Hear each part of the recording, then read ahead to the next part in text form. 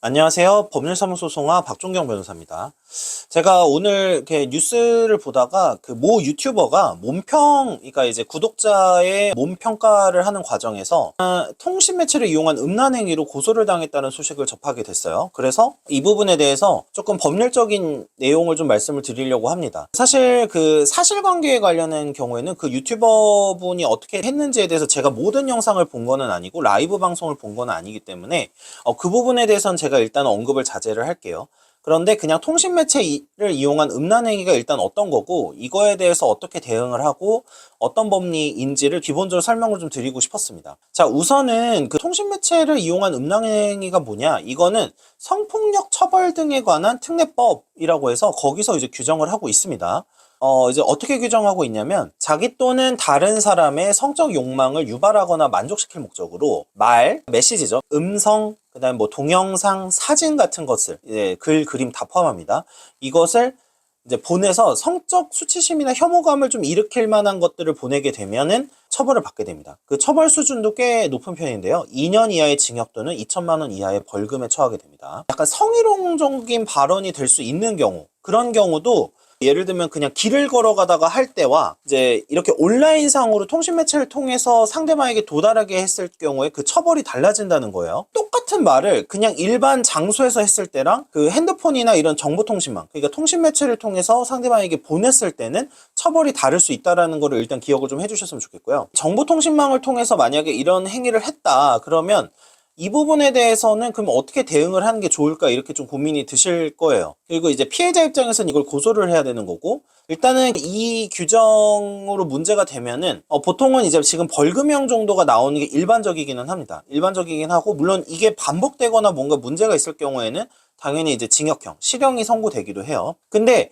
제가 실제로 이거 관련해서 사건을 많이 진행하면서 항상 조금 부딪히는 부분이 여러 가지 좀 요건이 애매해요. 그러니까 성적 수치심을 일으키는 말이 뭐지? 어떤 게 성적 수치심을 일으키는 사진이나 그림이지? 라는 게 좀 애매할 수가 있거든요. 근데 일단은 이 사건 관련해서 좀 기본적으로 말씀을 드리고 싶은 거는 이런 규정이 굉장히 좀 필요한 경우가 있습니다. 주로 어떤 경우냐면 인플루언서나 유튜버 분들이에요. 이게 왜 그러냐면 제가 처음에 서두에 언급했던 사건도 결국 유튜버가 저지른 사건이긴 하지만 보통은 반대예요. 그러니까 유튜버나 인플루언서가 피해를 상당히 많이 입으십니다. 이게 왜 그러냐면 특히 여성분들이 심한 경우가 있는데 이제 여성분들 중에 이제 뭐 인스타그램에서 활동을 하시거나 뭐 유튜버로 활동을 하시면서 좀 유명해지시고 외모가 출중하신 분들의 경우에는 그 구독자 그리고 또 팬이라고 하긴 좀 그렇지만 보고 있는 사람들이 그 남자 중에 성기 사진을 찍어서 보내는 경우가 생각보다 많아요. 이거를 이제 가끔 제가 뭐 상담을 하거나 여러 가지 사실 경험을 할 때가 있고요. 그 다음에 또 문제가 보통 되는 게 친한 지인 사이거나 그냥 알고 지내던 사이였는데 약간 뭐 야한 농담 등을 주고받다가 이제 전송을 한다거나 해서 문제가 되는 케이스들이 생각보다 많습니다. 이런 케이스는 뭐 사실상 무조건 처벌이에요.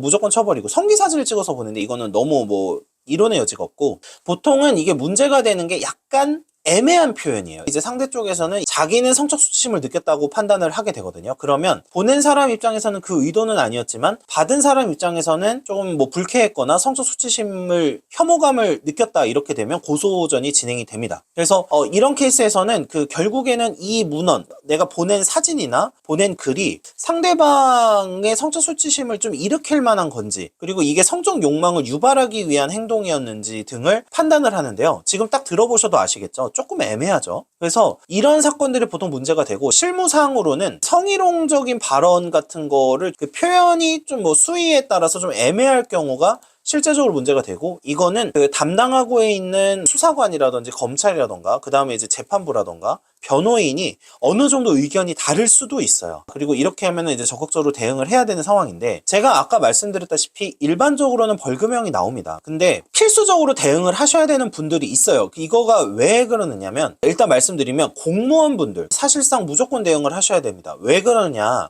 이 규정을 해서 만약에 처벌을 받게 되면은 벌금이 100만 원만 넘게 나와도 결격 사유에 해당을 해요. 국가공무원법 보시면은 여기에 어떤 규정이 있냐면 자 뭐 나머지 다른 뭐 일반 형의 그 뭐 실형이 나오고 집행유예가 나오는 케이스는 당연히 결격이에요.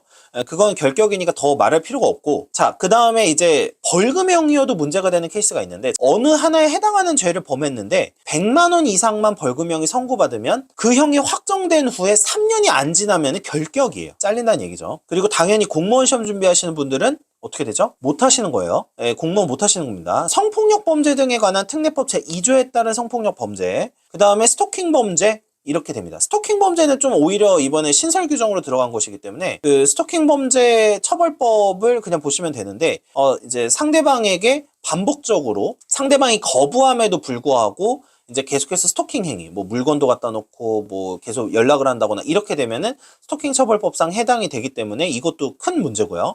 자, 오늘 다룰 문제에서 통신매체를 이용한 음란행위는 어디에 있느냐면 여기 성폭력 범죄에 해당을 하게 됩니다. 이거 규정이 좀 이제 많아요. 굉장히 규정이 많은데 그냥 제가 핵심만 보여드리면, 여기 보시면 이 법 제3조부터 제15조까지의 죄 이렇게 돼 있어요. 성폭력 범죄의 처벌 등에 관한 특례법.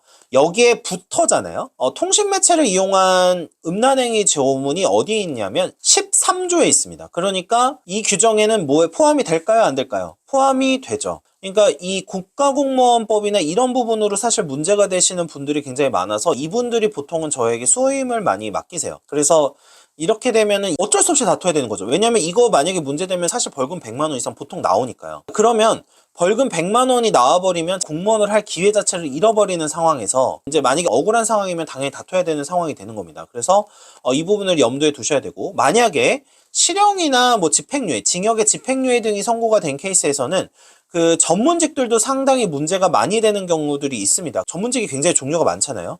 오늘 영상에서 모든 걸 말씀드릴 수는 없고, 이 부분이 문제가 되는지 안 되는지 사실 전문적인 상담을 받아보시는 게 좋아요. 그러니까 통신매체를 이용한 음란행위를 통해서 자신의 직업을 잃을 수도 있기 때문에, 만약에 좀 자기가 진짜로 잘못한 게 아니고 그런 의도가 아니었음에도 불구하고 했다면 좀 이 부분에 대해서는 좀 적극적으로 사실 법에서 대응하지 않으시면 나중에 큰 문제가 되기 때문에 이 부분을 좀 염두에 두셨으면 좋겠고요. 그리고 이 통신매체를 이용한 음란행위가 생각보다 잘 모르고 계신 분들이 많아서 항상 어떤 메시지를 전송을 할 때는 항상 조심해야 된다라는 생각을 꼭 갖고 계셨으면 좋겠습니다. 처벌을 받을 수 있으니까요. 네, 시청해주셔서 감사합니다. 박종경 변호사였습니다.